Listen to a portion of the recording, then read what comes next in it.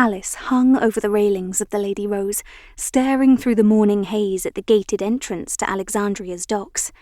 Trucks rumbled past, carrying crates of dates to load onto one of the many cargo ships in the harbour, and dock workers, in their white, loose-fitting robes, chatted under the shade of a palm tree.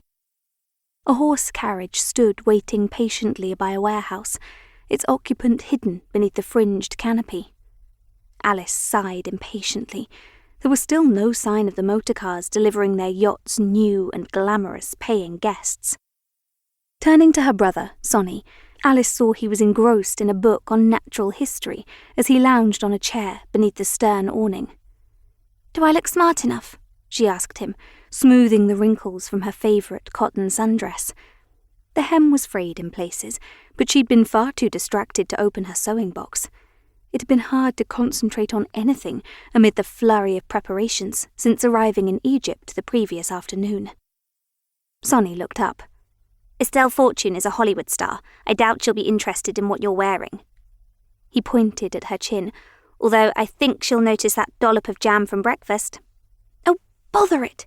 cried Alice, pulling a handkerchief from her pocket and rubbing furiously at her face. "Pay no attention to him, dear. He's jesting," said their father, hurrying down the steps from upper deck. "You rotter!" grumbled Alice, pulling a face at her brother. Father placed a hand on the back of Sonny's chair. "Please don't excite Alice any more than she already is. She may combust." Sonny exchanged a conspiratorial smile with their father.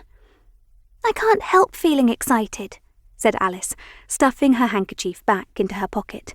"My favourite actress chartering our yacht to take her to London is the most thrilling thing that's ever happened to us.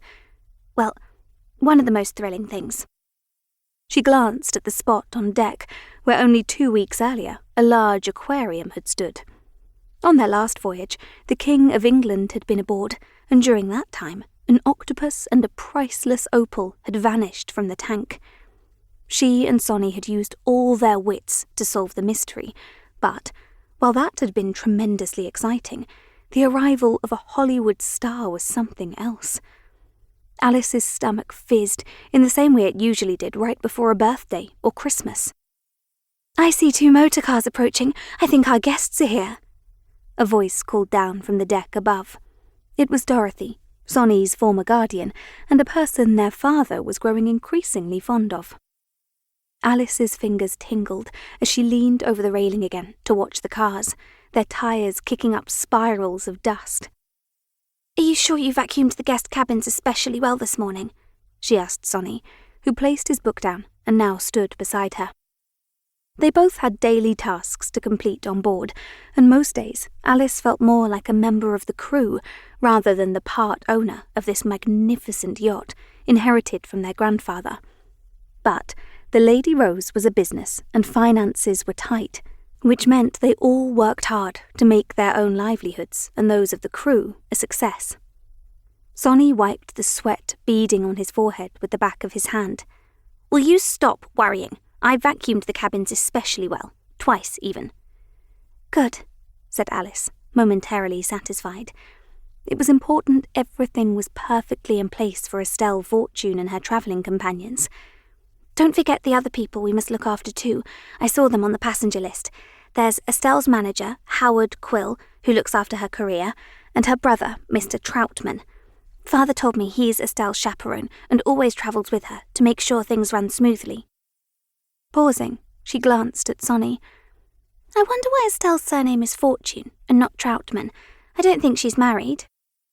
Sonny shrugged as he watched a seabird wheeling overhead on the warm air currents.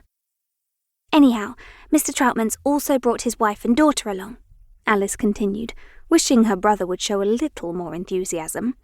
"Winnie's 11, so not much younger than me. I wonder if we'll be friends." Sonny gave Alice an amused glance. "You really are looking forward to this voyage, aren't you?" Alice nodded. She and Gloria, her best friend from school, had huge admiration for Estelle Fortune.